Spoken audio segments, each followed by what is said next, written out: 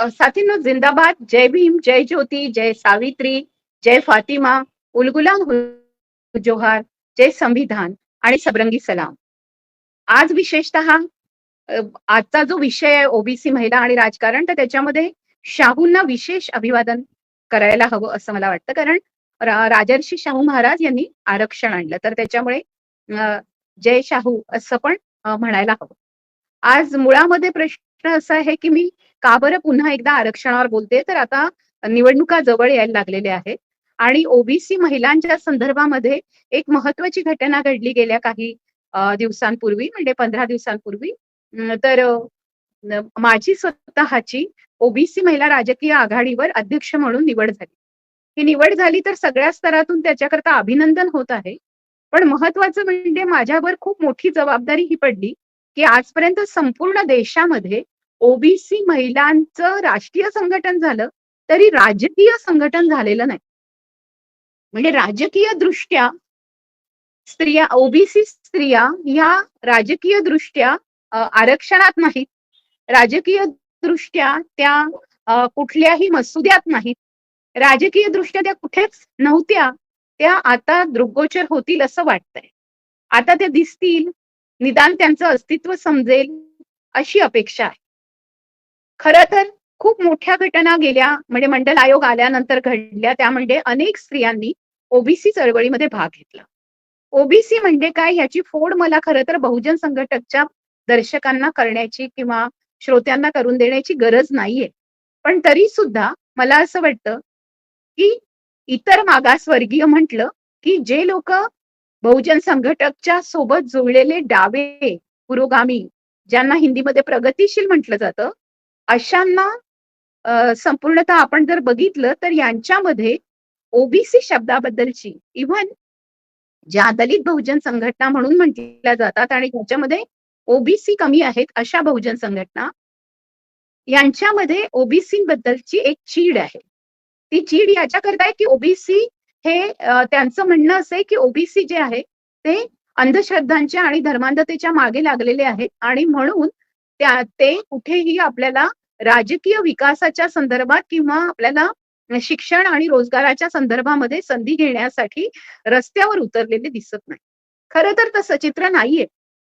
आपण बघितलं तर बार्टी, महाज्योती, सारथी याच्यामधले अनेक जण जेव्हा रस्त्यावर आहेत त्याच्यामध्ये अनेक जण ओबीसी मुलं आहेत. आज जर बघितलं तर दिल्ली युनिव्हर्सिटी मधून रितू सिंग या ज्या प्राध्यापक आहेत त्यांना बाहेर काढण्यात आलं, त्यांना निष्कासित करण्यात आलं आणि तसंच प्रोफेसर लक्ष्मण यादव यांना पण बाहेर काढण्यात आलं, निष्कासित करण्यात आलं.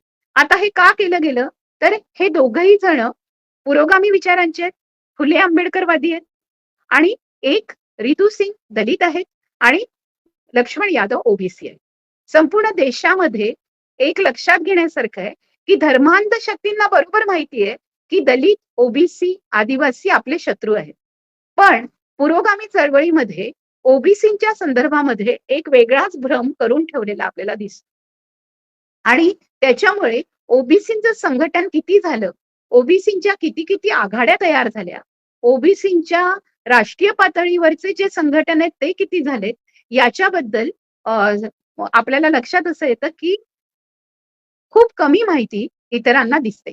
आज माझ्या स्वतःच्या व्हॉट्सअपवर ओबीसीच्या जवळपास 25 संघटनांमध्ये मी सदस्य आहे.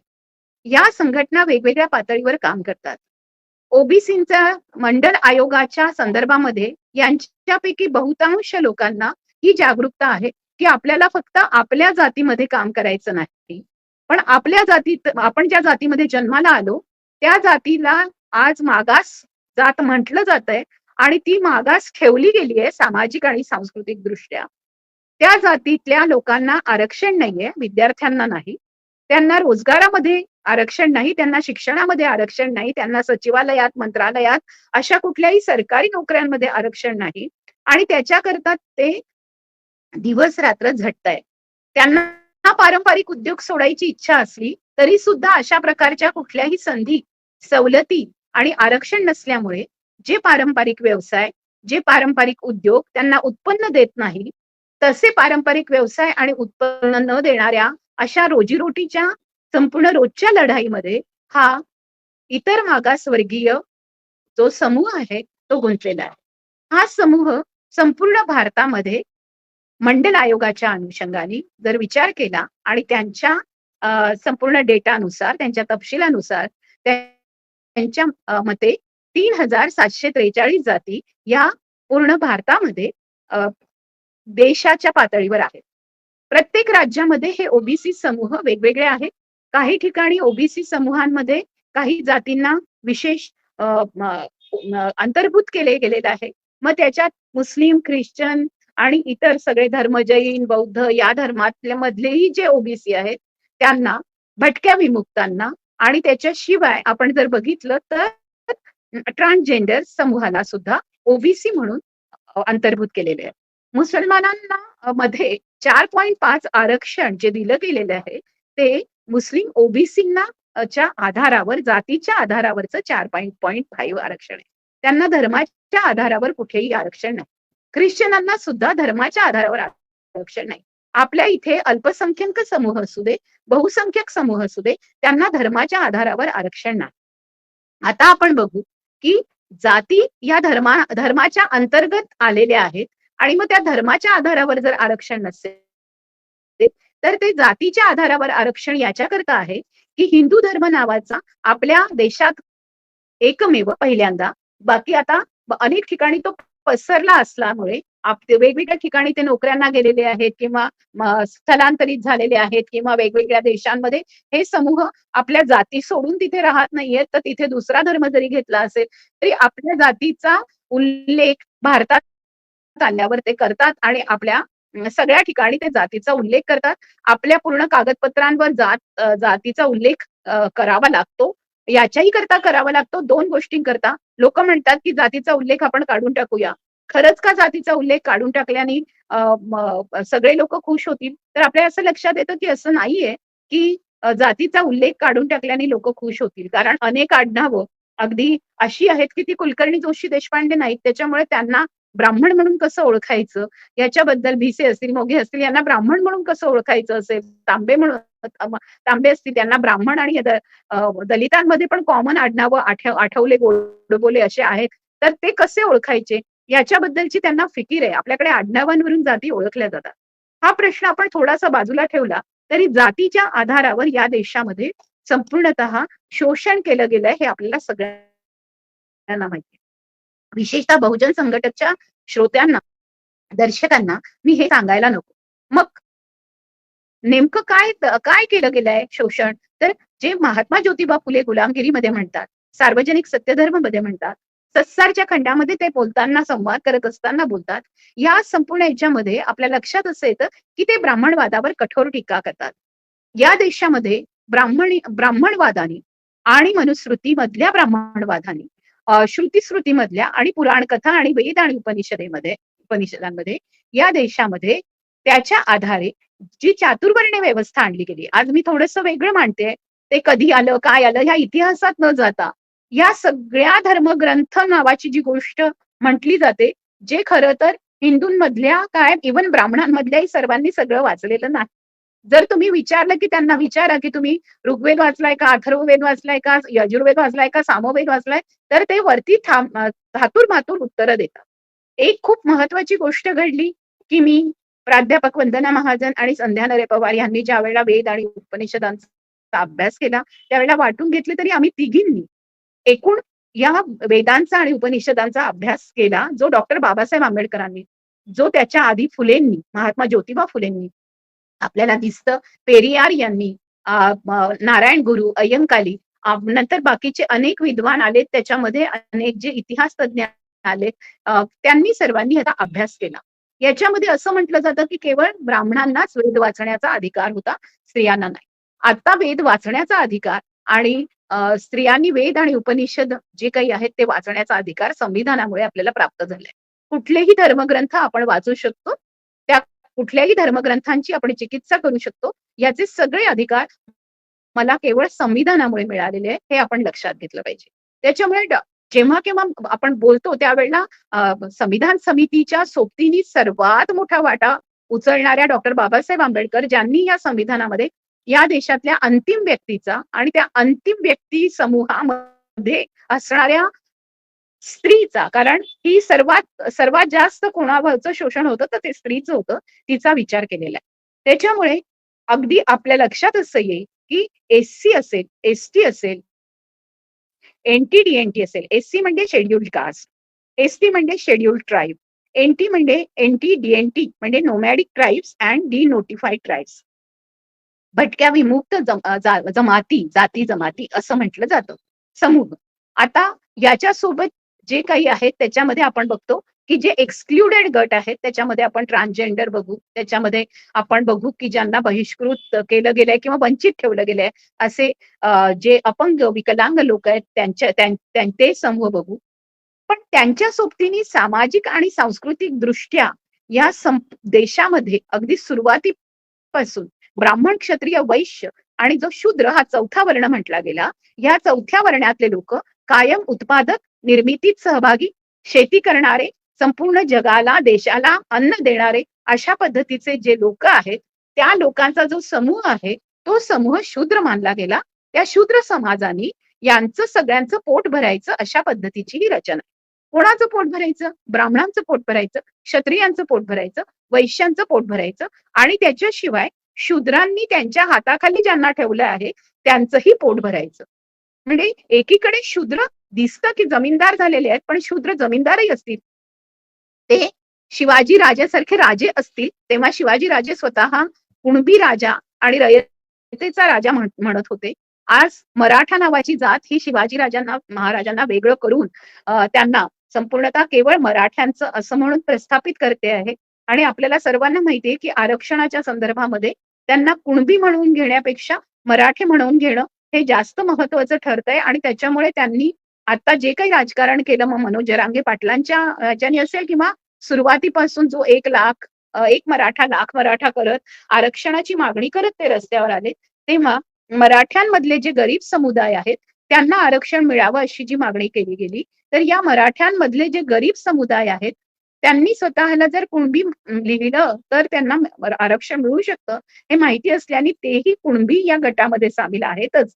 पण त्याच्याशिवाय जे स्वतः मराठा म्हणूनच म्हणत होते आणि ज्यांनी सांस्कृतिक दृष्ट्या शिक्षण संस्था ज्यांच्या ताब्यात आहेत, सांस्कृतिक दृष्ट्या राज्य संस्थेमध्ये त्यांचा मोठा शिरकाव आहे, सांस्कृतिक दृष्ट्या त्यांनी वेगवेगळ्या प्रकारच्या ज्या आपण म्हणू की सांस्कृतिक असे गट आहेत, त्यांची अध्यक्षपद किंवा ते पद विभूषित केलेली आहे. इथे त्यांना शिक्षणाचा अभाव जो आहे, तो शिक्षणाचा अभाव हा केवळ म्हणजे ते मराठा आहेत म्हणूनचा नाही, कारण ते स्वतःही राज्यकर्ते राहिले आहेत. तर त्यांनी स्वतःला सांस्कृतिक दृष्ट्या आम्हाला शिकून काय करायचंय, आम्ही तर जन्मजातच चांदीचे चमचे घेऊन आलोय, अशा प्रकारची एक वेगळी भावना असणाऱ्या लोकांचा पण एक मोठा सामंती वर्ग आहे. आणि तो सामंती जमीनदारी वर्ग जो आहे, तो सामंती जमीनदारी वर्ग काही विशिष्ट जातींचा आहे. आपल्याकडे एक समज आहे की जाट, गुजर, मराठा हे सगळे जण जे आहेत, हेच फक्त म्हणजे हे जे आहेत हे ओबीसी आहेत. एक पुन्हा पुन्हा दरवेळेला मी सांगते की हे ओबीसी नाहीयेत. हे इतर मागासवर्गीयांमध्ये यांचा समावेश नाही. यांच्या हातामध्ये सामंती सत्ता राहिलेली आहे, जमीनदारी राहिलेली आहे, थोडी थोडी का होईना पण जमीन राहिलेली आहे आणि जातीच्या आधारावर शोषण करण्याची मक्तेदारी यांनी ब्राह्मण, क्षत्रिय, वैश्यांकडून उधार घेतली आणि त्यांनी तशा पद्धतीने हल्ले केले. ह्याची उदाहरण आपल्याकडे. मग असं प्रोग्रेसिव्ह गटामध्ये सुद्धा, पुरोगामी गटांमध्ये किंवा चळवळीमध्ये सुद्धा तरी सुद्धा हा समज कसा पसरलेला आहे, की हा समज मुद्दाम पसरवण्यात आलेला आहे की हे जे सगळे गट आहेत प्लस ओबीसी हे सगळे मिळूनचा एक वर्ग आहे. असा नाहीये. मराठे, जाट हे शूद्रांमध्ये येत नाहीत. याचं कारण असं आहे की ते सवर्ण जातींमध्ये येतात. ते क्षत्रिय वैश्यांमध्ये जरी नसतील तरी त्यांच्याजवळ आर्थिक, सांस्कृतिक आणि सामाजिक सत्ता ज्या ज्या गटांकडे होती, कारण त्यांच्याकडे जमिनी होत्या, कारण त्यांच्याकडे त्या उद्योगधंद्यांची मालकी होती आणि एवढंच नव्हे तर त्यांच्याकडे शिक्षणातून ते राजदरबारामधल्या मोठ्या मोठ्या सरदारकीच्या आणि अशा जागांवर असल्यामुळे त्यांच्याजवळ जे शिक्षण त्यांना मिळालं असेल, म्हणजे उदाहरणार्थ तोफगोळ्यांचं मिळालं असेल, तर त्या शिक्षणातून ते वेगवेगळ्या भागांमध्ये म्हणजे राजकीय क्षेत्रात आणि व्यावसायिक क्षेत्रात, उद्योगांच्या क्षेत्रात आणि अर्थार्जनाच्या क्षेत्रात आपल्याला पुढे गेलेले दिसतात. पण तरी सुद्धा याही जातींमध्ये स्त्रियांना मागे ठेवण्यात आलंय हे आपण बघतो. त्याच्यातल्या काही स्त्रिया अतिशय दैदिप्यमान निघाल्या. राजमाता जिजाऊचा आदर्श ठेवत ज्या निघाल्या त्या असंख्य स्त्रिया ज्या आहेत त्या स्त्रियांना त्या स्त्रियांची वाटचाल जी झाली त्याच्यानंतर मराठा स्त्रिया या शैक्षणिक भागामध्ये स्वतःची छाप उमटवतील असं चित्र नंतर नंतर मात्र विलीन झालं. फार कमी स्त्रिया राजकारणातही राहिल्या. त्या या देशाच्या मुख्यमंत्री होऊ शकत होत्या पण त्या झालेल्या नाही. आपल्याला दिसतं की म्हणजे राज्याच्या मुख्यमंत्री म्हणून आपल्याला कुणीही अशा पद्धतीने एखादी ओबीसी किंवा सवर्ण स्त्री आणि उच्चवर्णीय स्त्री झाली नाहीये. तर जे राज्य पुरोगामी म्हटलं जातं त्या पुरोगामी राज्यामध्ये सर्वांच्याच बाबतीत ही स्थिती आहे. पण आपण जर लोकसभा, राज्यसभा, विधानसभा, विधान परिषद आणि आपण जर बघितलं तर ग्रामपंचायती, नगर परिषदा, जिल्हा परिषद या सगळ्यांच्या याच्यावर ज्या बॉडीज आहेत त्याच्यामध्ये आपल्याला कमी अधिक प्रमाणामध्ये ब्राह्मण, क्षत्रिय, वैश्य यांच्यानंतर सवर्ण जातीतल्या समूहातल्या काही प्रमाणात स्त्रिया दिसतात. आता आपल्या लक्षात असं येईल की या देशामध्ये कशा पद्धतीचं एकूण संपूर्ण जे असेंब्ली आहेत आणि त्याच्यामध्ये किती संख्या आहे असा जर विचार केला तर त्याची संख्या किती आहे. तर आपण जर बघितलं की लोकसभेमध्ये आपण 542 सदस्य जे आहेत त्या 542 सदस्यांपैकी एकूण आज 103 सदस्य म्हणजे राज्यसभा आणि लोकसभेला मिळून 103 सदस्य महिला आहेत. म्हणजे त्या पूर्णपणे 33% नाही. याच्यातही 33%मध्ये जवळपास 80% स्त्रिया ह्या उच्चवर्णीय उच्च जातीच्या आहेत. मग आता त्याच्यामध्ये 20% ज्या आहेत त्याच्यात एससी आहेत, एसटी आहेत आणि ओबीसी फक्त 2 स्त्रिया आहेत.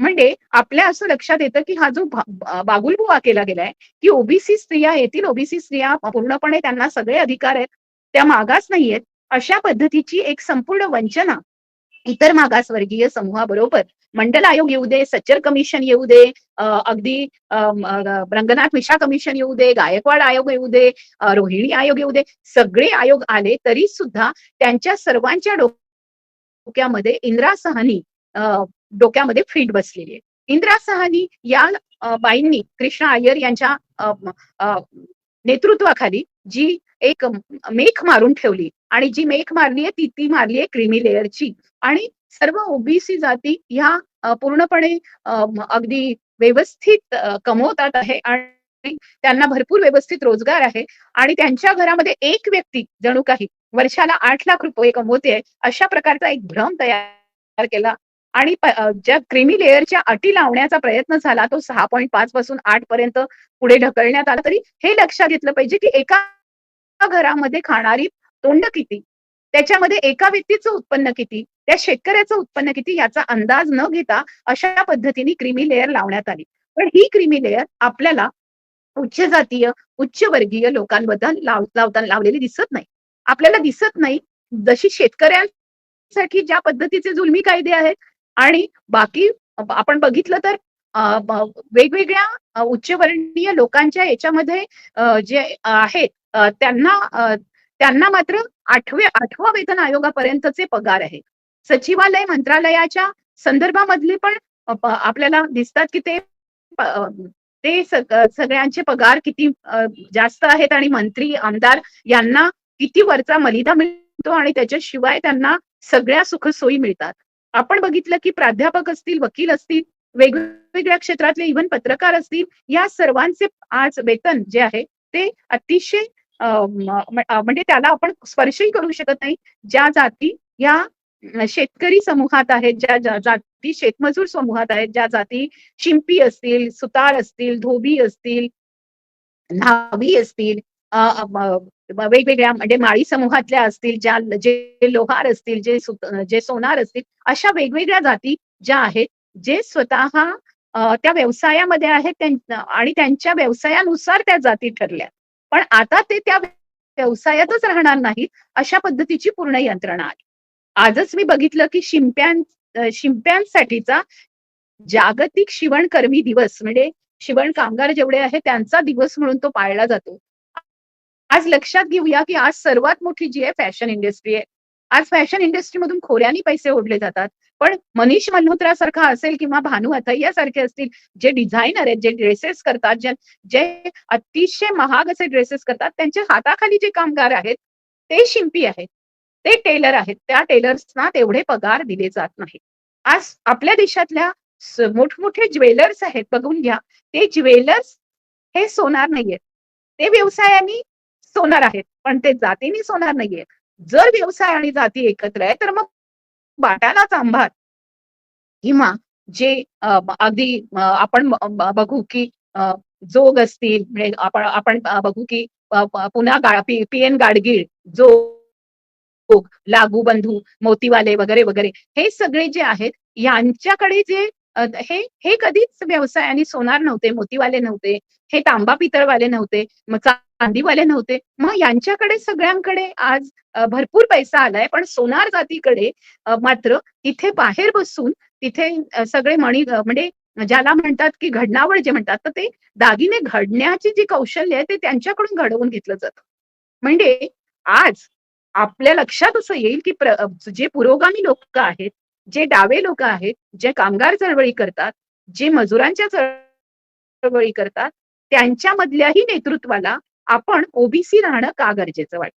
याच्याकरता गरजेचं वाटतं, की आज जर मॅन्युअल स्कॅव्हेंजरच्या संदर्भामध्ये बोलायचं असेल, तर आज दलित वर्गातले समूह पुढे येतात आहेत आणि त्यांनी आपलं नेतृत्व स्वतःचं उभं केलेलं आहे आणि दलितांच्या प्रश्नावर दलितच बोलतील अशा पद्धतीने संपूर्णतः आंबेडकरवादी समूहाने स्वतःचं एक अस्तित्व तयार केलं. त्याच्यामुळे दलितांच्या संदर्भातले लढे आज यांच्यामधले लोक जाऊन त्याचं नेतृत्व करू शकत नाही.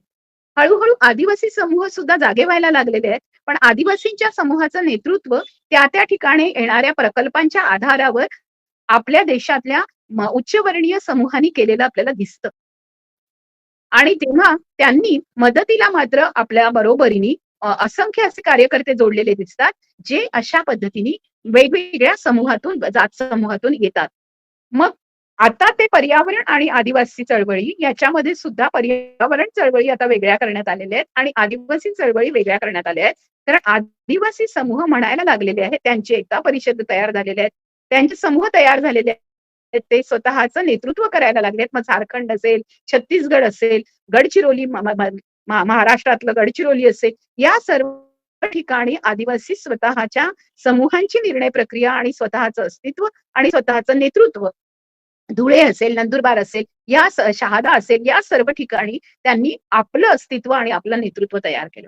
म्हणजे एससी-एसटींना आरक्षणापासून काय फायदा झाला, तर ते शिकले, त्यांनी बघितलं, त्यांनी शोषणाचे हे सगळे दरवाजे बघितले आणि त्यांच्या लक्षात असं आलं की आपलं शिकलं पाहिजे आणि ते शिकताना त्यांनी कायदा शिकला, त्यांनी संविधान शिकलं, त्यांनी वाचून काढलं आणि आपल्यावरचे अन्याय का होत आहेत याच्याबद्दलचा एक संपूर्ण अदमास अंदाज त्यांनी घेतला. आपल्याला असं दिसतं की त्याच्यामधल्या स्त्रियांनी आज खूप मोठं नेतृत्व उभं केलेलं आहे. आज दलित चळवळीमध्ये सुद्धा स्त्रियांचं नेतृत्व साहित्याच्या क्षेत्रामध्ये सर्वात जास्त आपल्याला दिसतं.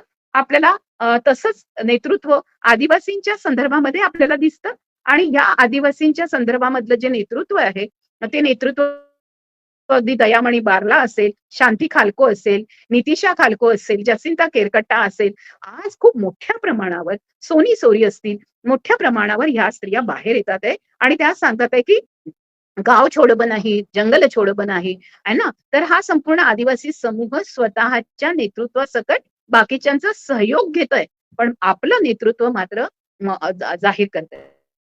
आज त्याच्यामुळे झालेलं आहे की पुरोगामी चळवळीमध्ये जर कामगारांना किंवा मजुरांना संघटित करायचं असेल आणि ते जर जातींच्या आधारावर संघटित व्हायला लागले, विशेषतः ओबीसी समूह मंडल आयोगानंतर जातींच्या आधारावर संघटित व्हायला लागला आणि आम्हाला या पिछड्या जातीतून मुक्तता हवी आहे म्हणून आम्ही संघटित होतो, म्हणून आम्हाला आरक्षण द्या असं म्हणायला लागले. त्याच्यामुळे सर्वात जास्त आज आपल्या लक्षात असं येतं की चळवळीचा रोष हा ओबीसींवर आहे.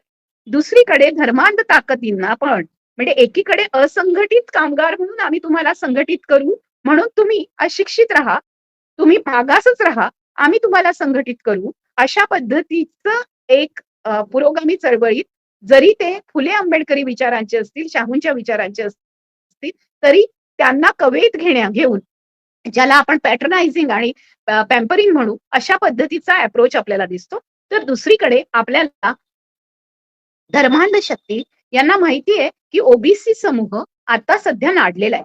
आता सध्या शेतकऱ्यांच्या आत्महत्या सर्वात जास्त आहे. आता सध्या सर्व व्यवसायामधून आपण त्यांची हवा काढून घेतली आहे. आपण त्यांच्या व्यवसायावर पाणी फिरवलंय, त्यांच्या जमिनींवर पाणी फिरवलंय, त्यांच्या सगळ्या जमिनी काढून घेतल्यात, त्यांचे सगळे व्यवसाय आपण ताब्यात घेतलेले आहेत आणि त्याच्यामुळे त्यांना आज फक्त कामगार म्हणून आपल्याकडे काम करावं लागेल आणि त्यांची रोजीरोटी आपल्या हातात आहे. त्यांची रोजीरोटी जर आपल्या हातात असेल, त्यांचे सगळे धंदे जे आहेत ते मंदिराशी जोडलेले असतील, ते मशिदीशी जोडले असतील, ते चर्चशी जोडलेले असतील किंवा ते अडाणी अंबानी कंपन्यांशी जोडलेले असतील, ते जिओ कंपन्यांशी जोडलेले असतील, तर ओबीसी समूह हा कुठेही एल्गारच करू शकणार नाही. तो कुठेही उठाव करू शकणार नाही. अशा पद्धतीने नाक आणि तोंड दाबलेलं आहे.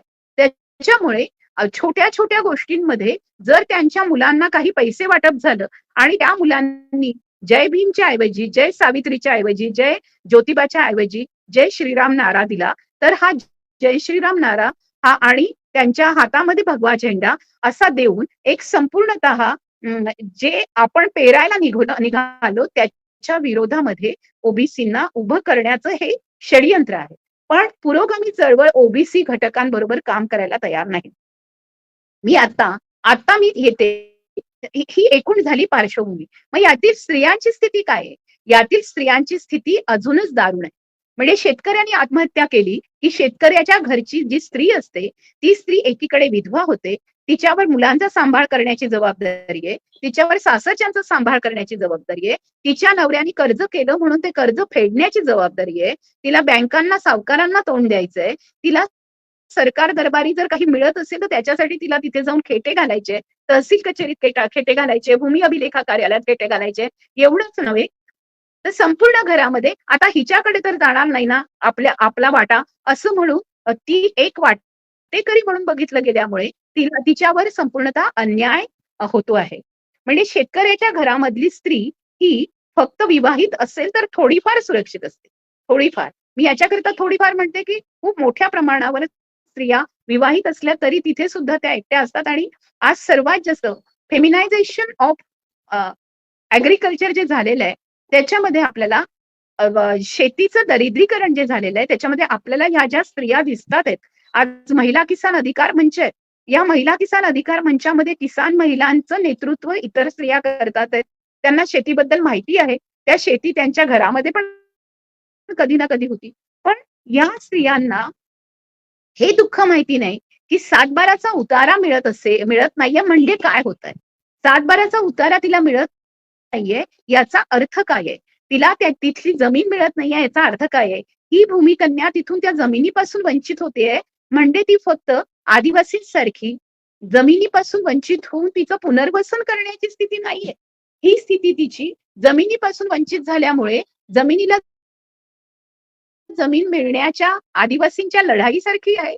पण त्याच सोबतीने तिची लढाई ही कुटुंबातल्या सर्व पितृसत्ताक घटकांच्या सोबत आहे. पितृसत्ताक घटकांच्या सोबत ही लढाई तिची जातीची पण लढाई आहे. कारण तिच्यावरती बसलेले जे सामंतवादी लोक आहेत ते वरच्या जातीचे लोक आहेत. त्यांच्याशी तिला तिथे लढावं लागतं. त्याच्यामुळे तिचं आडनाव बघून, तिची परिस्थिती बघून, ती कोणत्या समूहाची आहे हे बघून तिला संपूर्णपणे वाटेला लावण्यात येतं. हे जात वास्तव जे आहे ते जात वास्तव अनेक किसान अधिकारासाठी काम करणाऱ्या महिलांना ज्या नेतृत्वामध्ये त्यांना हे कळत नाहीये असं माझं मत झालं जेव्हा मी शेतकरी आत्महत्यांच्या संदर्भामध्ये फिरत होते आणि शेतकरी स्त्रियांच्या आत्महत्या झालेल्या शेतकरी स्त्रिया शेतकऱ्यांच्या ज्या घरामध्ये त्यांची आई असेल, त्यांची बहीण असेल, त्यांची बायको असेल किंवा त्यांची मुलगी असेल, ह्या सर्व किंवा त्यांची भावजय असेल, या सर्वजणींशी जेव्हा मी संवाद करत होते तेव्हा माझ्या असं लक्षात आलं की आज जवळपास या सर्व स्त्रिया मिळून शेती करत असतात. पण याच्यामध्येही कोणती स्त्री महत्वाची ठरते ह्याचा जसा पितृसत्ताक निकष आहे की ती विवाहित असेल, तिला मुलं बाळ असतील, तिला मुलगा असेल तर ती जशी महत्वाची ठरते तसंच आता असं झालेलं आहे की ती स्त्री महत्वाची ठरत नाही. जिला जिला मुलं बाळ पण असतील आणि तिला मुलगा असेल तर तोही मागेल ह्याच्यामध्ये वाटा म्हणून त्या स्त्रीला रात्रीच्या रात्रीत काढलं जातं. म्हणजे दोन्ही प्रकाराने एकीकडे तिला मुली झाल्या म्हणून पण तिला सोडलं जातं. दुसरीकडे जर ती विधवा झाली तर तिला मुलगा आहे आणि तो वाटा मागेल आणि आई म्हणून हिला वाटा मिळेल म्हणून पण सोडलं जातं. या स्त्रियांची स्थिती ही विस्थापितांमध्ये विस्थापित अशा पद्धतीची अतिशय शोचनीय आणि शोकात्मक अशी स्थिती आहे.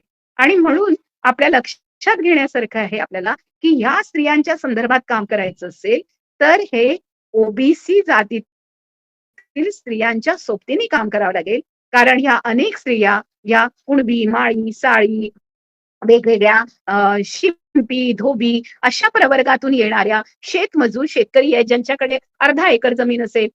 माझा स्वतः ज्या जातीत मी जन्माला आले त्या बारकई समूहातल्या अनेक स्त्रिया या चिमूर, पारशिवनी, रामटेक या सगळ्या नागपूरच्या जवळच्या विविध भागांमध्ये जिथे पानांचे तांडे होते आता सामूहिक तलाव राहिले नाही, पाणी राहिलं नाही, त्याच्यामुळे आता पानांची शेती करता येत नाही. मग कोणीतरी सोयाबीन लावतंय, कोणीतरी मिरची लावतंय आणि विविध कीटकनाशकं आणि ह्या सगळ्या गोष्टी ज्या आलेल्या आहेत ते परवडू शकत नाही. या स्त्रियांचे हे बाकीचे प्रश्न हे पर्यावरणीय प्रश्न म्हणून मानले जातात आणि त्यांना तिथे संघटित केलं जातं.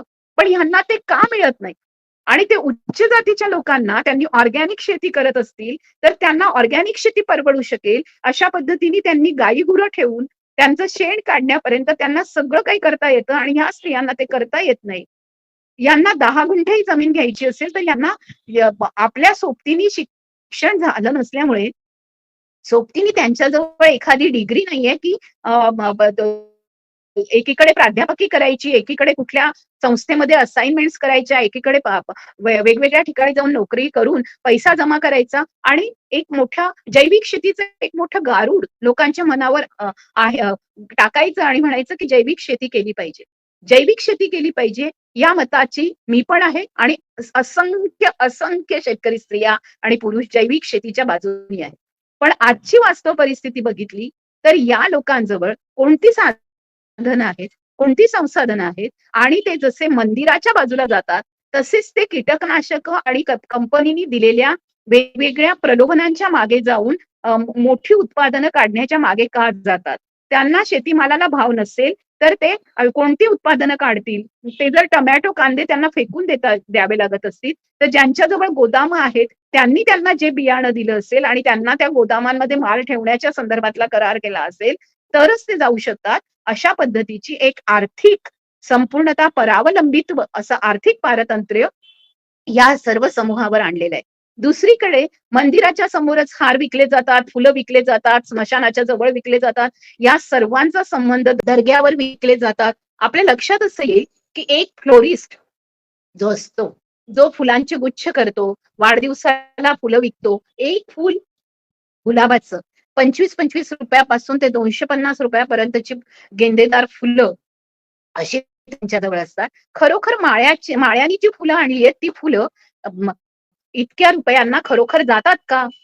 त्यांना ती बाजारपेठेमध्ये कितीला विकावी लागतात? ही फुलं विकल्यानंतर फ्लोरिस्टचे जे काचेचे सगळे संपूर्णतः अशा पद्धतीच्या शोरूम आहेत त्या सर्व माळ्यांच्या आहेत का? ह्या गोष्टी आपण लक्षात घेतल्या पाहिजे. म्हणजे याचा अर्थ असा की आज जातीच्या आधारांवरच्या व्यवसायांना जो आर्थिक कब्जा त्यांनी केलेला आहे त्या सर्व एकतर कंपनी मालकांना तुम्ही जातीमध्ये घ्या आणि त्यांना सांगा की ते जातीचे आहेत.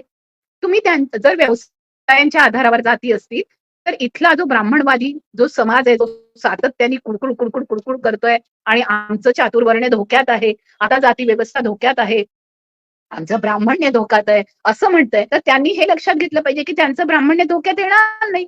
त्यांनी अंबानी, अदानी, मोदी, शहा या सर्वांना त्यांच्या वेगवेगळ्या जातीतून काढून म्हणजे ज्या जाती त्यांच्या होत्या मूळ त्याच्यातून काढून त्या त्या व्यवसायानुसार टाकावं. ते जर आज मोठे मोठे कत्तल कारखाने चालवत असतील तर अशा जैन लोकांना त्यांनी खाटीक म्हणून संबोधावं जर व्यवसायानुसार जाती असतील तर. आज मी जे बोलते ते खूप महाभयंकर वाटेल या लोकांना, पण जर व्यवसायानुसार जाती असतील तर मनीष मल्होत्रांना संपूर्णतः असं म्हणावं की मनीष मल्होत्रांना म्हणायला पाहिजे की तुम्ही शिंपी आहात आणि शिंपी जातीतले असल्यामुळे या व्यवसायाकडे तुम्ही शिंपी म्हणून बघा. अशा पद्धतीने आपल्या लक्षात असं येईल, की ही जी वर्गवारी करण्यात आली आहे, ही वर्गवारी ही जातींच्या आधारावर करण्यात आली आहे का? तर एकूण आपल्या लक्षात असं येतं, की आता हे जी विधानं केली गेली आहेत, की व्यवसायाच्या आधारावर, तर आता असं झालेलं नाही. सगळे प्राध्यापक जे आहेत, जे विद्या शाखेमध्ये जेवढे जण आहेत, त्यांना आता त्यांनी म्हणजे ब्राह्मण म्हणून घोषित केलंय का? आपण जर बघितलं तर जे टाटा स्टील कंपनी आहे, लोहाराचं काम करताय. महेंद्र स्टील आहे, कार कार आणि ह्या संपूर्ण मेकॅनिक व्यवसायामध्ये जे संपूर्ण पोलादाच्या संदर्भामध्ये काम करत आहे, जे चामड्याचं काम करतायत, अशा सर्व इंडस्ट्रीजच्या मालकांना त्या जाती समूहाचे मालक म्हणून घोषित करून त्या जातींची मग जबाबदारी तरी द्यावी. तसं ते होणार नाहीये. आणि अशा पद्धतीने ज्यांना शूद्र म्हणून ठेवलं गेलेलं आहे, त्यांना शूद्रच ठेवून त्यांना कामगार करायचंय. हा कामगार वर्ग आहे आणि हा कामगार वर्ग दोन्ही लोकांना हवाय. ज्यांना कामगार वर्गाचं संघटन करून आपण त्यांची चळवळ उभारतोय त्यांनाही हवंय आणि ज्यांना कामगार वर्ग हा कायम कामगार आणि शोषितच राहायला पाहिजे त्यांनाही हवंय. त्याच्यामुळे कामगार म्हणूनचं अस्तित्व हे सर्वांना मान्य आहे. दोन्ही लोकांना, एक प्रतिगामी लोकांना पण आणि पुरोगामी लोकांना. त्याच्यामुळे पुरोगामी आणि प्रतिगामी लोकांना हे जे मान्य आहे त्याच्या आधारावर हा संपूर्ण जर आपण बघितला तर या देशामधला सगळा खेळखंडोबा हा संपूर्णतः ओबीसीच्या गळ्याशी आलेला आहे. आता याच्यामधल्या स्त्रियांची स्थिती मी बोलत होते, तर याच्यामधल्या स्त्रियांना आपण लक्षात घेतलं पाहिजे, की आज ह्या इतर मागासवर्गीय ज्या जातीमधल्या स्त्रिया या जास्तीत जास्त धर्मांध आहेत, त्या बुवा बापूंकडे गेलेल्या आहेत, असा एक मोठा प्रचार दिसतो. दुसरीकडे ओबीसी पुरुष हे सगळीकडे भगवे घेऊन फिरतात आहे असं दिसतं. माझा सरळ सरळ प्रश्न असा आहे, की आता दिल्लीच्या किसान आंदोलनामध्ये तुम्हाला लोक जय श्रीराम म्हणताना दिसले, की जय जवान जय किसान म्हणताना? तर म्हणताना या जय जवान जय किसान म्हणणारे ह्याच्यामधले 82% लोक, 85% लोक, 82 ते 85% लोक ओबीसी आहेत. त्यांचं नेतृत्व काही ठिकाणी जाट वगैरे करत असले तरी जे जास्तीत जास्त संयुक्त किसान समितीमध्ये असणार आहे, हे जे सगळे लोक आहेत, हे सगळे मिळून हे जास्तीत जास्त ओबीसी शेतकरी शेतमजूर आहेत. याच्यामध्ये ट्रॅक्टर घेऊन येणाऱ्या स्त्रिया असतील, याच्यामध्ये स्वतःची शेती तिथे करून आताच्या काळामध्ये शेती करायची नाही म्हणून येणाऱ्या संपूर्ण शेतकरी स्त्रिया असतील, या स्त्रिया सुद्धा ओबीसी समूहातून येतात. या स्त्रिया तिथे बापू बुवा यांच्या नादी लागून भजनं करत नाहीयेत. ही एक खूप मोठी सुवर्ण संधी ओबीसींना आहे आणि ओबीसी चळवळीला आहे. या ओबीसी चळवळीने आता किसान आंदोलनाला जाहीर पाठिंबा द्यावा. मी स्वतः ओबीसी महिला राजकीय आघाडीची अध्यक्ष म्हणून त्यांना पाठिंबा देतेच आहे आणि आम्ही सर्वजणी ओबीसी महिला राजकीय आघाडीतर्फे किसान आंदोलनाला वेगवेगळ्या तुकड्यांमधून भेट देण्याचा विचारही करतोय. प्रश्न असा आहे की ओबीसी महिला राजकीय आघाडी ज्या दिवशी स्थापन झाली त्याच्यानंतर अनेकांच्या मनामध्ये ह्या गोष्टी सुरू झाल्या की ओबीसी महिला राजकारणात येणार म्हणजे काय. माझ्याशी जवळपास पुरोगामी चळवळीतल्या कुणीही मला फोन केला नाही त्याच्यानंतर. त्याच्यामध्ये फक्त तिघ चौघचे जवळचे मित्रमैत्रिणी त्यांनी मला अभिनंदन केलं असेल, पण माझं अभिनंदन ओबीसी समूहातून प्रचंड करण्यात आलं. खूप लोकांनी मला दिवस रात्र मला ते फोन करतात. तेव्हा माझ्या लक्षात असं आलं की मी आतापर्यंत केलेलं जे काम आहे, मी Tata institute of social sciences मध्ये politics of inclusion, OBC movement in Maharashtra in the perspective of Bahujan feminism असा जो रिसर्च, असा जो प्रबंध केला आहे सादर, त्याचं महत्व खूप आहेच. रुटलेज नावाच्या प्रकाशनाने माझं एक chapter OBC movement in Maharashtra हे एका ओबीसी नावाचा एक मोठा एडिटेड ग्रंथ आहे विश्वेश्वर राव, नंतर प्रोफेसर सिंहाद्री, प्रोफेसर कांचा इलैया यांच्या सगळ्या प्रोफेसर ॲल्युशियस या सर्वांनी मिळून तो आणि प्रोफेसर अखिलेश्वरी राव यांनी मिळून त्याचं एक संपूर्ण संपादन केलेलं आहे. प्रोफेसर श्रीनिवासलू पण त्याच्यामध्ये होते. या समूहासोबत मी स्वतः पण हैदराबादला काम करत होते.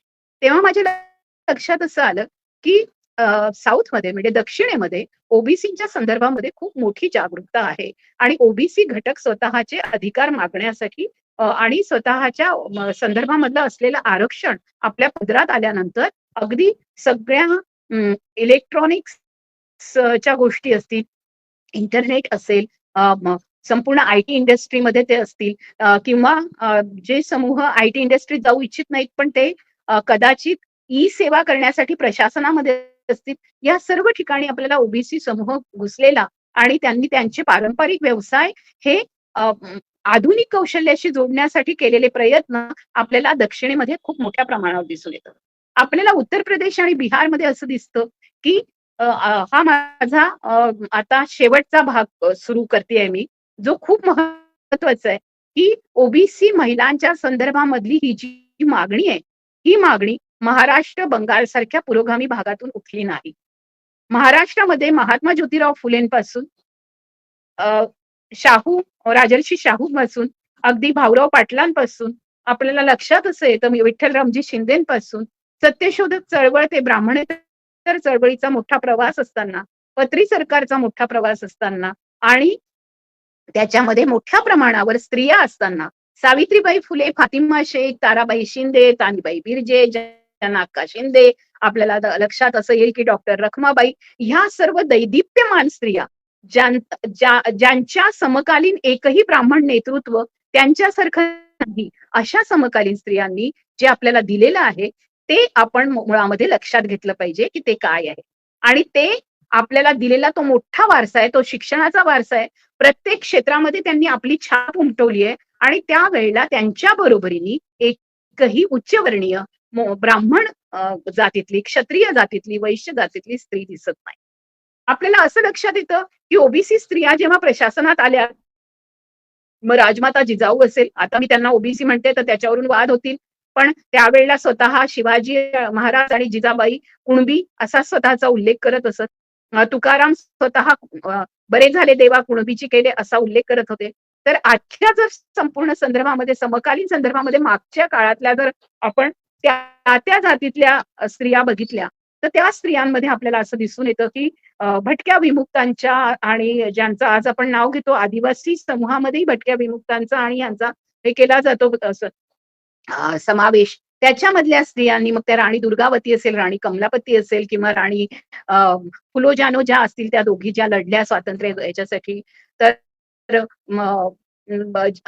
जी मुस्लिम स्त्री झलकारीच्या सोबतीने लढली, तिचं नाव मुरांदो असं आहे. तर ती बेगम, मुरांदो बेगम, तर तिच्याबद्दलची माहिती मी आता सध्या काढते आहे. तिचा मला एक वेगळा इतिहास सापडला की ती ती ती स्वतः अशा ओबीसी समूहातून येते. ह्या सगळ्या वेगवेगळ्या युद्धांमध्ये स्वतःला झोकून देणाऱ्या अ, रणरागिणी असतील आणि त्याच्याशिवाय एक संपूर्णतः सामाजिक भान असताना समाज कल्याणासाठी काम केलेल्या अहिल्याबाई होळकरांसारख्या एका धनगर समूहातून आल्यानंतर संपूर्णतः राघोबा पेशव्याला पण वर पण दरारा निर्माण करणारी अशी कर्तृत्ववान आणि अशी दातृत्व असणारी असं नेतृत्व अहिल्याबाई होळकरांचं होतं. हे आपल्याला दिसतं की हे आजच्या ओबीसी समूहातून आलं. त्याच्यामुळे तिसरी भीती, ज्या 2 भीत्या मी सांगितल्या त्या ह्या आहेत की आपल्याजवळ कामगार म्हणून कोण राहणार आणि कामगार म्हणून जर ठेवायचं असेल तर त्यांच्यावर वेगवेगळे आरोप करून ते आता देशोधडीलाच लागले आहेत. ते आता धर्मांधात म्हणून जसा केला गेलाय, त्यातला सर्वात मोठा आरोप इव्हन ओबीसी पुरुष सुद्धा आणि ओबीसी स्त्रिया सुद्धा ओबीसी स्त्रियांवर करतात. आता मला सांगा, की ज्या शिंपी आहेत, ज्या धोबी आहेत, ज्या कुंभार आहेत, ज्या रोज पूर्ण त्यांना सकाळ संध्याकाळ काम करावं लागतं, ज्या शेतमजुरीमध्ये खटतायत, अशा असंख्य कारीगर ज्या लोह्याचं लोखंडाचं काम करतात, त्यांना किती वेळ त्यांना किती वेळ आहे जाऊन अशा सत्संगामध्ये बसायचं. दुसरं असं की ही संख्या जास्त का नाही दिसत? महिलांची संख्या जी जास्त दिसते ओबीसी महिलांची, तर त्यांचे समूह जास्त आहेत. 348 जाती आहेत महाराष्ट्रात. या 348 महाराष्ट्रातल्या जाती जर बघितल्या, तर या 348 मधली एक स्त्री जरी धरली, तरी ब्राह्मण जाती जर 3% असतील, त्या 3% समूहामधल्या ते वरती जाऊन तिथे याच्यावर ते वरच्या मंचावर बसलेले असतात. ते त्याला व्यासपीठ म्हणतात. त्या व्यासपीठावर ते असतात. त्यांचे कधीही विचारमंच नसतात. त्याच्यावर ते असतात. नंतर ह्या बाकीच्या ज्या स्त्रिया आहेत त्या समजा फक्त म्हणजे एससी एसटी यांचा 23% जर तो समूह असेल तर त्या 23% दिसतील. पण हा जो संपूर्ण 69% समूह आहे, तर या 69% कुठे ना कुठे सगळीकडे कसे दिसतील? त्याच्यामुळे ओबीसी स्त्रिया आणि पुरुष धर्मांध झाले असा निकष काढणं हे सायंटिफिक नाहीये. हे वैज्ञानिक नाही. हे वैज्ञानिक याच्याकरता नाहीये की हे डेटा अनालिसिस नाहीये. हे डेटाच्या आधारावर केलेल्या टक्केवारीनुसार केलेलं डेमोग्राफिक अनालिसिस सुद्धा नाहीये. आणि हे NSSOला पण चॅलेंज करता येईल अशा प्रकारे संपूर्णतः केलं गेलेलं नॅशनल सोशल सॅम्पल सर्व्हे जर केला तर याच्यामध्ये लक्षात येईल की ही एक वेगवेगळी जात जर काढली तर मग चित्पावन कोकणस्थ ब्राह्मण असतील, कराडे ब्राह्मण असतील, नाहीतर कोणते कोणते आहेत देशस्थ ब्राह्मण असतील, यांच्यामधली एक एक जर व्यक्ती गेली तर आपल्याला असं दिसतं की तिथे 90% ब्राह्मण समूह आहे. मग 90% ब्राह्मण समूह जो संपूर्णतः अंधश्रद्धांच्या बाजूनी आहे आणि अंधश्रद्धा पसरवतोय, त्याच्यावर टार्गेट न करता ओबीसींना टार्गेट करत त्यांना संपूर्ण नामोहरम करत सगळ्या बाजूनी घेरणं आणि त्यांना म्हणणं की तुम्हीच दगड फेकताय, अशा पद्धतीने हे थांबवलं पाहिजे. शाखांमध्ये ज्या लाठ्या चालवल्या जातात आहे, शाखांमध्ये जे प्रशिक्षण दिलं जात आहे, जे बंदुकी गोळ्या वापरण्याचं प्रशिक्षण खुलेआमपणे दिलं जात आहे, इथे या शाखांमध्ये जे लोक आहेत आणि ह्या शाखांमध्ये चालवणारं जे डोकं आहे, ते डोकं जे आहे त्या डोक्यानी अनेकांना पुरोगामी चळवळीतल्या लोकांनाही भ्रमिष्ट केलेलं आहे. आणि त्याच्यामुळे आज जर त्यांना खरोखर पुरोगामी चळवळीतल्या लोकांना ओबीसी बरोबर काम करायचं असेल तर त्यांना जसे कामगारांचे प्रश्न घेतले तसे कामगार म्हणूनच्या प्रश्नांच्या सोबत या लोकांना जातीच्या आधारावर का शूद्र ठेवण्यात आलं, त्यांनाच कामगार का केलं गेलं, त्यांनाच आता ट्रिपल म्हणजे तिथल्या स्त्रियांना ही तिहेरी विस्थापनाची झळ का लागते आहे आणि ह्या स्त्रिया त्याच्यामध्ये गर्तेमध्ये का फेकल्या जातात आहे. आज फेमिनायझेशन ऑफ फार्मिंग, फेमिनायझेशन ऑफ ऍग्रिकल्चर म्हणजे स्त्रियांचं दारिद्र्यीकरण, शेतकरी स्त्रियांचं म्हणजे आज शेतकरी पुरुष नाही दिसत आहे शेती करताना, तो स्थलांतरित झालेला दिसतोय. तो वेगवेगळ्या ठिकाणी जास्त कमाईसाठी बाहेर पडलाय, कारण जर त्याची कमाई नाही आली तर त्याला कर्ज फेडता येणार नाहीये, त्याला पेस्टिसाइड्स घेता येणार नाहीये, त्याला कुठली शेती करता येणार नाहीये, त्याच्या शेतीची धूप पूर्ण झालेली आहे. अशा सगळ्या याच्यामध्ये आणि जे कामगार जे संपूर्णतः कारागीर आहेत त्या कारागिरांना सुद्धा आपली कारागिरी विकण्यासाठी आज कुठले मार्केट उपलब्ध नाही, मोठमोठे मॉल्स झालेले आहेत. यांचं सगळ्यांचं कारागिरांनी केलेल्या गोष्टी हे स्वस्तात घेऊन आपल्याला आज ऑनलाईन विकतात आहेत आणि ते 5 रुपयाची वस्तू घेऊन 500 रुपयाला विकतात आहे. एवढा तो खाजगीकरणामधला नफा मिळवत आहे. पण या खाजगीकरणाचा फायदा, नफा नफा तर सोडूनच द्या, याचं उत्पन्न सुद्धा अजून या समूहाला मिळालेलं नाहीये, ओबीसी समूहाला. त्याच्यामुळे ओबीसी स्त्रियांनी केलेले जे हे कष्ट आहे आणि आज सगळीकडे फेमिनायझेशन ऑफ पॉवर्टी पण झालंय, म्हणजे दारिद्र्यामध्ये पण आपल्याला दिसतं की दारिद्र्याचं स्त्रीकरण झालेलं आहे आणि सर्वात जास्त स्त्रिया ह्या दारिद्र्यामध्ये आहेत. आणि या दारिद्र्यामध्ये असणाऱ्या स्त्रियांमध्ये ज्यांना शिक्षण मिळालेलं नाही, ज्यांना रोजीरोटी रोज मिळत नाहीये, त्याच्यामध्ये सर्वात जास्त इतर मागासवर्गीय आणि भटके विमुक्त समूह आहेत आणि ते सर्व धर्मातले आहेत. त्याच्यात मुस्लिम असतील, त्याच्यात ख्रिश्चन असतील. याच्यामध्ये आज एससी आणि एसटी समूहांना मिळणारं आरक्षण सुद्धा धोक्यात आलेलं आहे. त्यांना पण खूप मोठ्या प्रमाणावर विस्थापित करण्याचे सगळे डाव रचले गेलेले आहेत. ते आता सगळ्या छान चांगल्या जागांवर दिसायला लागले आणि तिथे नोकरी करताना दिसायला लागले. त्यांना 8वा वेतन आयोग मिळायला लागल्याबरोबर सगळ्यांना वाटायला लागले की एससी एसटी आपल्या बरोबरीने कसं काय मिळायला लागले. त्याच्यामुळे जसे एससी एसटींवर हल्ले होतात आहेत तसंच त्यांच्या समोर ओबीसी आरक्षणामुळे आणि ओबीसी महिला आरक्षणामुळे एक मोठा धोका आहे असं चित्र उभं करण्यात आलंय. आणि त्याच्यामुळे ओबीसी महिलांना आरक्षण मिळू नये आणि ओबीसींना आरक्षण मिळू नये, कारण ओबीसी हे हिंदू धर्मात आहे. मी म्हणते की मुळामध्ये प्रश्न असा आहे की आज ओबीसी महिला रस्त्यावर येऊन त्यांनी अशा पद्धतीने संपूर्णतः आरक्षण, स्वतःच्या महिलांचं आरक्षण, ओबीसींचं आरक्षण एवढंच नव्हे तर जातनिहाय जनगणना आणि या संदर्भामध्ये अशा मागण्या करत जेव्हा त्या रस्त्यावर येतील तेव्हा त्यांनी संविधानाच्या रक्षणाची मागणी तर करणारच आहेत, त्या करतात आहेत आणि त्या करत राहतील. पण याच्या सोबतीने त्यांना एक खूप महत्वाचा हक्क मागावा लागणार आहे, तो म्हणजे आम्हाला लोकसभा राज्यसभेवर सुद्धा आम्हाला 50% आरक्षण मिळालं पाहिजे. कसं 50%? तुम्ही जर 33% आरक्षण देणार असाल तर त्याच्यात 50% जागा ओबीसी स्त्रियांना दिल्या पाहिजे. एससी एसटींना तुम्ही त्याच्यात आरक्षण दिलं, मग ओबीसी स्त्रियांना का दिलं नाही? आता मी बघत होते तेव्हा माझ्या पुरोगामी चळवळीतल्या मैत्रिणींनी असं मला सांगितलं आणि तेव्हा मी मूर्खपणा केलाय. हा मूर्खपणा ओबीसी स्त्रियांनी कुठेही करू नये आणि ओबीसी पुरुषांनी करू नये.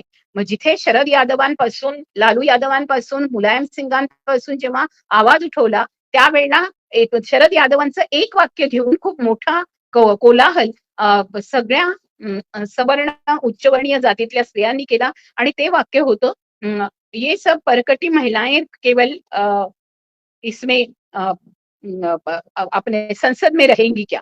मुळामध्ये शरद यादवांचं नंतरचं भाषण ऐकलं आणि त्यांच्या आता जाण्यापूर्वीचं पण त्यांचं जर भाषण ऐकलं तर त्याच्यामध्ये ते म्हणाले, की मी तर म्हणतो, की या देशामध्ये महिलांना 100% आरक्षण मिळालं पाहिजे आणि त्या 100% आरक्षणामध्ये 50% आरक्षण ओबीसी महिलांना मिळालं पाहिजे. कारण ओबीसी स्त्रिया या सर्वात जास्त आज शोषित घटकांमध्ये येतात.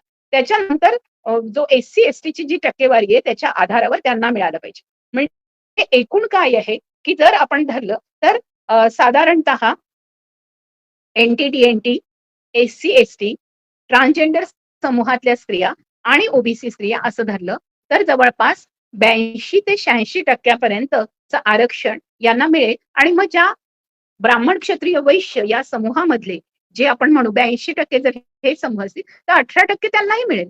पण आज आपल्याला दिसतं, की ज्या 18% आहेत त्या पूर्णपणे आपल्याला संपूर्णतः आज या 542 सदस्यांमध्ये 103 ज्या सदस्य स्त्रिया आहेत, ह्या उच्चवर्णीयच नाही तर उच्चवर्गीय त्यांच्याकडे प्रचंड संसाधनं, श्रीमंती असणाऱ्या अगदी जया बच्चन सारख्या ज्यांच्याजवळ 2,000 कोटीच्या वरती प्रत्येकाची त्यांच्या घरातल्या लोकांची संपत्ती आहे. अशा संपत्तीधारक स्त्रिया सुद्धा तिथे आहेत. पण त्या स्त्रिया सुद्धा तिथे असताना त्या जेव्हा विरोधक पक्षात आहेत आणि भाजपामध्ये ज्या स्त्रिया आहेत, त्या भाजपामध्ये आपल्याला 2 स्त्रिया दिसतात त्या ओबीसी स्त्रिया म्हणजे ही उमा भारती खासदार उमा भारती दिसतात आणि आपल्याला साध्वी ऋतंभरा पण ओबीसी आहेत असं म्हटलं जातं. तर या 2 स्त्रियांशिवाय आपल्याला ओबीसी स्त्रिया या सीपीएम मध्ये दिसत नाहीत. आपल्याला सीपीआय मध्ये दिसत नाहीत. आपल्याला त्या समाजवादी पक्षात दिसत नाहीत. त्या आपल्याला जनता दल नावाच्या कुठल्याही आघाडीमध्ये दिसत नाहीत. त्या आपल्याला ममता बॅनर्जींच्या पक्षामध्ये, महुआ मोइत्रांच्या पक्षामध्ये दिसत नाहीत. मग ओबीसी स्त्रिया आहेत कुठे? जर ओबीसी स्त्रिया नाहीये तर ओबीसी स्त्रियांशिवाय राजकारण करायचं आणि ओबीसी स्त्रियांवर राजकीय आगपाखड करायची हे कसं शक्य आहे? जर आम्ही जसं स्त्रियांच्या आरक्षणासाठी आपण सगळ्या एकत्र येतो, आम्ही हम सब एक हे म्हणतो आणि स्त्रियांच्या आरक्षणासाठी आपण एकत्र बोलतो आणि स्त्रिया जर तिथे नाही तर तुम्ही स्त्रियांवर आरोप करून तुम्ही त्यांना काढता, तर आम्ही नक्की ह्या संसदेमध्ये पुन्हा पाऊल टाकू असं विरोधक म्हणून जसं महुआ मोइत्रा अतिशय महत्वाचं वाटतं मला त्यांचं स्टेटमेंट असं म्हणतात आणि विरोधक म्हणून पुन्हा मी येणार असं म्हणतात, तर हे प्रेरणादायी आहे. पण हेच ओबीसी स्त्रियांनी सुद्धा या उच्चवर्णीय स्त्रियांना सांगितलं पाहिजे, की आम्ही तुमच्यामध्ये नाहीच. मग आम्हाला तुम्ही घेतल्याशिवाय कसं काय ठरवता आहात, की आम्ही कुठे असावं, आम्ही काय करावं, आम्ही कशा पद्धतीने राहावं, आम्ही जे राहतोय त्याच्याबद्दलचा एक प्रश्न तुम्ही तिथे संसदेमध्ये कसा विचारू शकता, जेव्हा तुम्हाला माहितीच नाहीये, की आमची परिस्थिती काय आहे. आणि म्हणून ओबीसी महिला राजकीय आघाडीचं भविष्य आपल्या सर्वांच्या हातात आहे. ते वर्तमान आपल्या सर्वांच्या हातात आहे. 2024च्या इलेक्शनमध्ये आपल्याला सर्वांना हे दाखवून द्यायचंय. ते खूप जवळ आलेलं आहे. पण पुढच्या 5 वर्षामध्ये ओबीसी महिलांचं राजकारण अशा पद्धतीने उभं राहिलं पाहिजे, की ज्या तरुण मुली आहेत आणि ज्या वेगवेगळ्या क्षेत्रामध्ये काम करतात आहेत, त्या ओबीसी महिला स्त्रियांनी राजकारणात येऊन त्याचे राजकीय प्रतिनिधी म्हणून प्रत्येक ठिकाणी अगदी ग्रामपंचायतीपासून ते लोकसभा, राज्यसभा इथे निवडणुका लढवल्या पाहिजे. दुसरी गोष्ट ज्या निवडणुका लढवणार नाहीयेत, पण त्या विविध कार्यक्षेत्रात आहेत, त्यांनी या ओबीसी ज्या प्रतिनिधी आहेत त्यांना संपूर्णतः तयार केलं पाहिजे. आणि तिसरी गोष्ट ज्या विविध पक्षातल्या स्त्रिया आहेत आणि तिथे काही ओबीसी स्त्रिया ह्या सेकंड लाईन नेतृत्वात आहेत. आंदोलनामध्ये, पुरोगामी आंदोलनामध्ये अनेक जणी सेकंड लाईन नेतृत्वामध्ये आहेत. या सर्व ओबीसी स्त्रिया ज्या फुले आंबेडकरवादी असतील, ज्या गांधीवादी असतील, ज्या समाजवादी असतील, या साम्यवादी असतील, या ओबीसी स्त्रियांची एक साखळी ओबीसी महिला राजकीय आघाडी बांधते. त्याच्यामुळे आज लक्षात घेण्यासारखे की ओबीसी महिला राजकीय आघाडी आज ज्या पद्धतीचं काम करणार आहे ते ओबीसी राजकीय आघाडीची जी भूमिका आहे त्याला सुसंगत असं काम आहे. आणि त्याच्यामुळे जातनिहाय जनगणना झाली तर ओबीसी स्त्रियांच्याही जातीची जनगणना होणार आहे आणि ओबीसी स्त्रिया या जातनिहाय जनगणनेमध्ये कोणत्या प्रकारचं काम करतात आहे, व्यवसाय करतात आहे याची पण नोंद होणार आहे. आणि त्याच्यामध्ये जे जेव्हा ही सेन्ससमध्ये नोंद होईल, त्याच्यामुळे जात-निहाय जनगणनेमध्ये स्त्रियांचे रोजगार कोणते, त्या नेमक्या किती उत्पन्न कोणत्या गटामध्ये येतात, त्यांचं कुटुंबातलं स्थान काय, याच्याबद्दलचाही एक डेटा अशा पद्धतीची आकडेवारी आपल्या हातात येईल. त्याच्यामुळे जातनिहाय जनगणना झाल्यानंतर आपल्या लक्षात असं येईल, की जे आम्ही बोलतो आहोत त्याला एक आधार संपूर्णतः आपल्या हातात येईल आणि खरोखरच लक्षात असं येईल, की 18% 15% केलेलं जे आपल्यावरचं राज्य आहे, ते ह्या 15% जातींना जात समूहाला जर आपल्याला काढायचं असेल, तर 85% जो संपूर्णतः समूह आहे, जात समूह, ज्याला शूद्र, अतिशूद्र, ज्याला बहुजन आणि अशा पद्धतीने टार्गेट करून वंचित, बहिष्कृत करण्यात आलं, हा एकत्र येऊ शकतो. याच्यामधली स्त्रियांची संख्या अर्धी आहे. म्हणजे 82 मधली 41 जी संख्या आहे, म्हणजे 82% 41% म्हणजे एवढ्या स्त्रिया इथे आहेत. तर ह्या स्त्रियांचा जर आवाज झाला, तर याच्यातून राजमाता जिजाऊ, याच्यातून अहिल्याबाई होळकर, राणी चांदबिबी, राणी रझिया, आपल्याला दिसेल की फातिमा शेख, सावित्रीबाई फुले, ताराबाई शिंदे, अशा सगळ्या म्हणजे क्रांती म्हणजे सावित्रीबाईंनी जे स्वप्न पेरलं ते क्रांती ज्योतीचं स्वप्न, अशा सगळ्या शलाका एकत्र झाल्या तर एक एवढी मोठी मशाल आपण उभी करू शकू. आणि अहिल्याबाई होळकरांनी एक वेगळ्या पद्धतीचा सामाजिक कल्याणाचाही एक वारसा आपल्या समोर ठेवला. स्वराज्याचा वारसा जसा राजमाता जिजाऊंनी ठेवला, तसा अहिल्याबाई होळकरांनी आपल्या समोर कर्तृत्व, दातृत्व आणि नेतृत्व याचा तिघांचाही संगम करत एक संपूर्णतः समाज कल्याण आणि सामाजिक न्यायाचा वारसा आपल्याला दिलेला आहे. तर तो आपण पुढे चालवत, आपल्याला दिसतं की पुढे चालवत 19व्या शतकात तोच वारसा घेऊन आपल्यासाठी सावित्रीबाई फुले उभ्या राहतात आणि या सावित्रीच्या आपण लेखी आहोत. म्हणून ओबीसी महिला राजकीय आघाडीच्या या संपूर्ण वाटचालीसाठी त्याची अध्यक्ष म्हणून मला तुम्ही सर्वांनी निवडल्याबद्दल आभार तर मानते, पण तुम्हा सर्वांचं अभिनंदन करते. कारण ही जबाबदारी कुठलाही अध्यक्ष येईल जाईल, त्या अध्यक्षाचं काहीच महत्व नसतं. ती तशा पद्धतीची लिडरशिप आपल्याला नाही ठेवायची.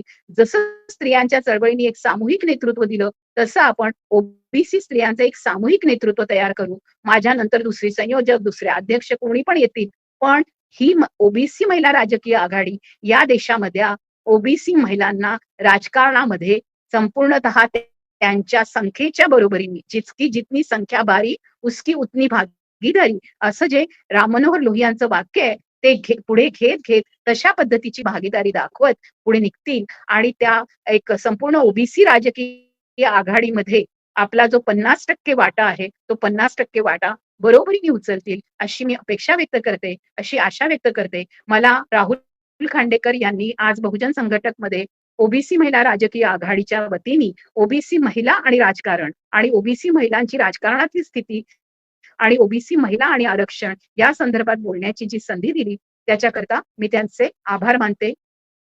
जय भीम, जय ज्योती, जय सावित्री, जय फातिमा, जय जय तारा, जय शाहू, उलगुलान गुल जोहार, जय संविधान आणि सबरंगी सलाम. आपण सर्व विविध रंगाच्या आहोत आणि या विविध रंगाच्या, विविध कारागिरी असणाऱ्या, विविध प्रकारचं कौशल्य असणाऱ्या, विविध प्रकारचे व्यावसायिक अनुभव असणाऱ्या, उद्योजक असणाऱ्या, निर्मिती क्षेत्रामध्ये आपण आपलं संपूर्णपणे ठसा उमटवणाऱ्या अशा सर्व स्त्रिया आपण ज्या कष्टकरी आहोत, श्रमिक आहोत, त्या सगळ्या एकत्र येऊ आणि आज दलित स्त्रिया आणि आदिवासी स्त्रिया, वंचित स्त्रिया, ट्रान्सजेंडर स्त्रिया, भटक्या विमुक्त स्त्रिया, या सर्वांच्या सोबतीने भटक्या विमुक्त स्त्रिया सुद्धा कुशल कारागीर आहेत, अतिशय उत्तम कलाकार आहेत. तर या सर्व स्त्रियांच्या बरोबरीने एक अशा प्रकारचं पुढचं भविष्य रेखू की ते 2024 ते 2029च्या काळानंतर 2030 मध्ये सगळ्या पूर्ण, आता तरी सध्या महाराष्ट्रात आपण काम करणार आहोत, पण याचे पडसाद पूर्ण देशभर उमटतील, अशा प्रकारची वाटचाल आपण सगळे मिळून करूया. धन्यवाद.